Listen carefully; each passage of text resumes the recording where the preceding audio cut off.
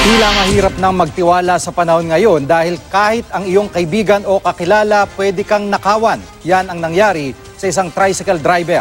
Nakatutok si Cesar Apolinario, exclusive. Napasugod ang tricycle driver na ito sa barangay hall ng Commonwealth, Quezon City para tukuyin ang salarin na umano'y tumangay sa battery ng kanyang tricycle. Di nga nagkamali ang biktima dahil 10 oras ng gabi nitong July 28, isang tricycle ang dumating sa lugar at nagpark malapit sa tricycle ng biktima. Tila alam ng suspect na kita ang kanyang galaw sa CCTV, kaya pinagpalit muna niya ang tricycle ng biktima at ilang pang tricycle na nakapark sa lugar. Tsaka inilapit ng suspect ang binabiyaheng tricycle sa target na sasakyan. Maya-maya, isinagawa na ang kanyang balak.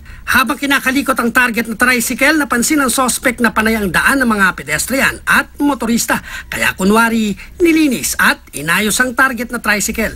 Kunyari may kinakalikot siya kasi maraming dumadaan eh. Kaya, kita mo yan. Tapos nililipat niya ng lugar yung tricycle. Ayun, tinabiya. Yan, nilipat niya na.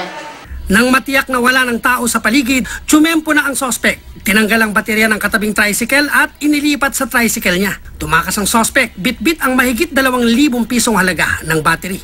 Nung tingnan namin sa CCTV, medyo may nakakilalang isa sa mga tao natin. Kaya ang ginawa natin, pinahuli natin yung tao. Nang magharap sa barangay, nagkabistuhan na magkakilala pala ang biktima at ang suspect. Ayon sa biktima, dati niya palang amo ang suspect na nagturo sa kanya sa pagmamaneho at pamamasada ng tricycle. Kaya sa huli, ang tirador ng battery, pinatawad ng biktima at hindi na sinampahan ng reklamo. Ayaw mo na talagang sampahan ng Ay, hindi na po. Kasi kakilala ko po talaga yan. Taon na rin po kami magkakilala. Cesar Apolinario, nakatutok, 24 oras.